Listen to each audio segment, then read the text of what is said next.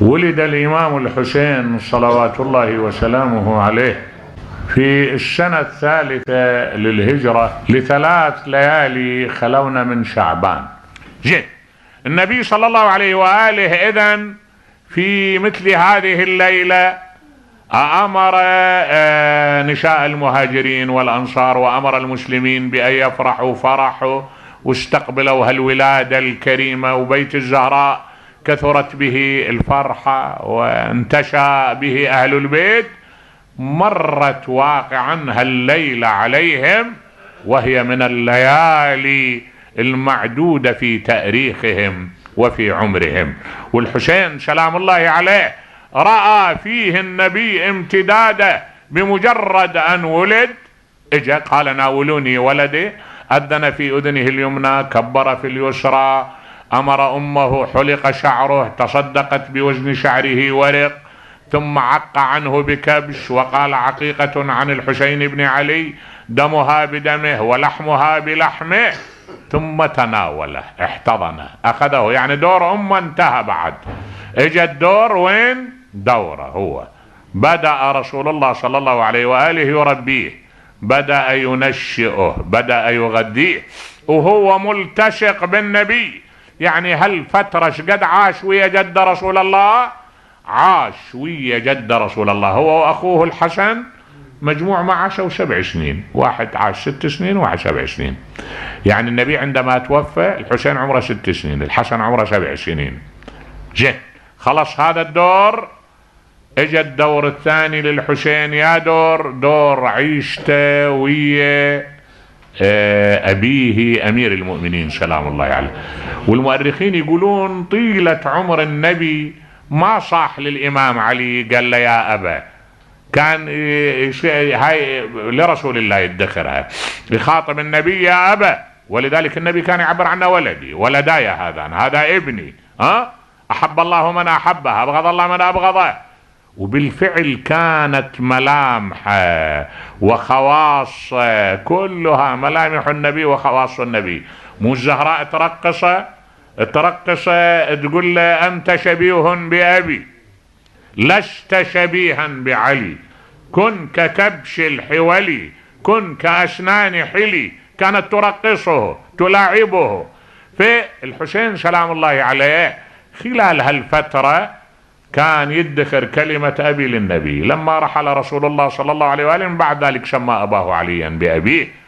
ترعرع وين؟ بحجر أمير المؤمنين بالفترة القادمة. وهالفترة وين علي بن أبي طالب؟ وين وداه يدرب على مجالاته. شنو هي مجالات علي بن أبي طالب؟ مجالات علي بن أبي طالب شبت الحرب واستدارت رحاها، فهو والسيف قطبها ولظاها. مجالات علي بن أبي طالب مجالات العلم والأدب والفكر، نعم، والشجاعة والبطولة. آلاؤك البيضاء طوقت الدنا، فلها على ذمم الزمان ديون، خلق أقل نعوته وصفاته أن الجلال بمثله مقرون. فيها الأجواء رباه ونشأ في الأجواء مع أمير المؤمنين سلام الله عليه. شكثر عاش ويا أبو أمير المؤمنين إلى سنة 40 من الهجرة.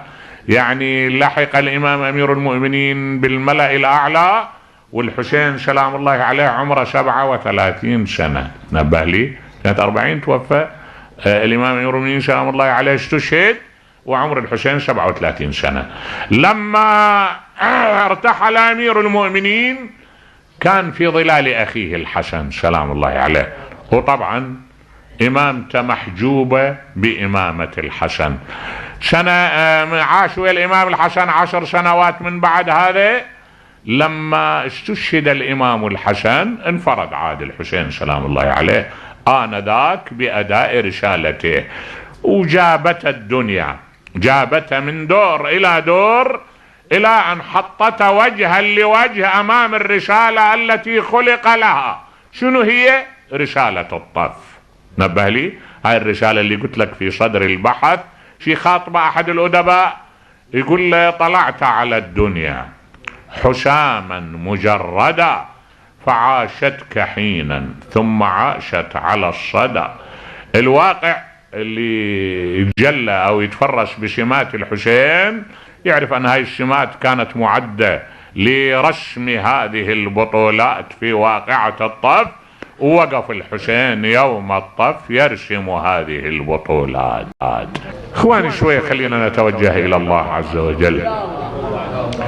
بسم الله الرحمن الرحيم. أما يجيب المضطر إذا دعاه ويكشف السوء، أما يجيب المضطر إذا دعاه ويكشف السوء، أما يجيب المضطر إذا دعاه ويكشف السوء، أما يجيب المضطر إذا دعاه ويكشف السوء، أما يجيب المضطر إذا دعاه ويكشف السوء.